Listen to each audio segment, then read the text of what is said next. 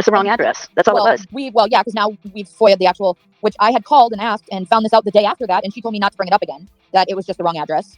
Yeah, it wasn't a SWAT. I talked to her local police department, and they're like, no, they might have come. There was a call on her street, but they might have shown up to the wrong house or something like that.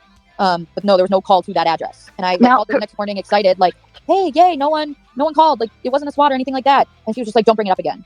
Correct me if I'm wrong, but I believe there was one time on panel that you even said that. I tried.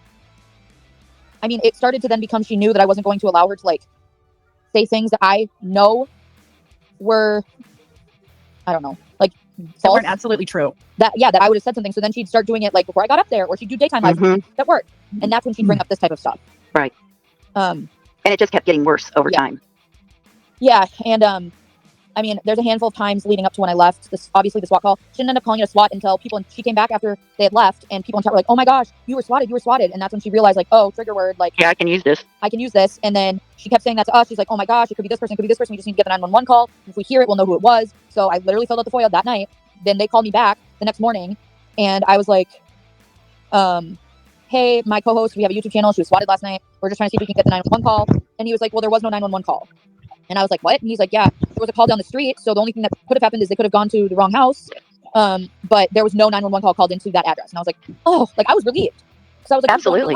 Like, I didn't like that. And so I was relieved. And then I was like, we all we were all mad. Yeah. All mad. So but you can't get swatted and it's like 2 minutes or 3 minutes and you come back.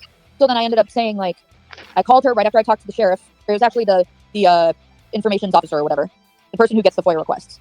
And he called me back. I talked to him, and then I immediately called her. And this conversation was one that she brings up about running into the cop at the gas station in her city, and him telling her, like, "Oh, I already knew. We're already looking into a false 911 call to your address, all this stuff." Well, then she's like, "Mallory heard all that. She can say that she heard it." And the thing is, like, but I could never hear what he was saying. And I told her that, and I've said that from the moment that this all happened, was I never heard what he said. I only took what was said from her to me, because at that point I still had no reason to be negative. You know what I mean? Like, think anything of it. But then it was after that when I was like, I don't know why she's still bringing it up. Like, "Oh, we're going to figure it out, guys. Don't worry. We FOIA'd it. We're doing this. We're doing that." People started bringing it up on the live still. And then I texted her, like, "Brittney, we know what's going on. Why are you bringing it up again?" And she'd just ignore me. Even though, like, we're on the live. We'd be messaging behind the scenes.